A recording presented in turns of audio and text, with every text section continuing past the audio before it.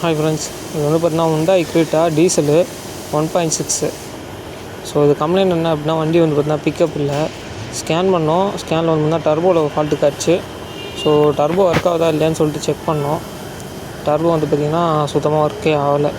உள்ளே பார்த்திங்கன்னா ஃபுல்லாக டர்போ கம்ப்ரஸர் வீல் வந்து பார்த்திங்கன்னா ஃபுல்லாகவே உடஞ்சி அப்படியே ஜாம் ஆகி நின்றுச்சு. கம்ப்ரஸர் வண்டி ஸ்டார்ட் பண்ணாலுமே கம்ப்ரஸர் வந்து பார்த்திங்கன்னா சுத்தமாக சுற்றலை.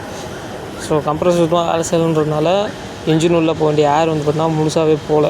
ஸோ அதனால் வந்து பார்த்திங்கன்னா வண்டி சுத்தமாக பிக்கப்பே இல்லை. நான் வீல் சுற்றி காட்டுறேன் பாருங்கள். சுத்தமாக வீல் சுத்தவும் இல்லை. வீல் வந்து பார்த்தா ஷேக்குமே ஆகலை. ஃபுல்லாக அப்படியே ஜாம் ஆகி நின்றுச்சு. கம்ப்ரஸர் வந்து பார்த்தா சுத்தமாக ஒர்க் ஆகவே இல்லை. ஸோ இந்த மாதிரி கம்ப்ளைண்ட்ஸை வந்து பார்த்திங்கன்னா நம்ம கம்ப்ரஸர் என்ன தான் வந்து பார்த்திங்கன்னா ரிப்பேர் பண்ணி போட்டாலும் திரும்ப பழைய மாதிரியே பர்ஃபார்மன்ஸ் வருமானது கொஞ்சம் டவுட்டு தான். ஸோ அது கம்ப்ரஸர் ரீப்ளேஸ் பண்ணுறதுன்றது பெட்டர். ஸோ நெக்ஸ்ட் வீடியோவில் பார்ப்போம் கைஸ்.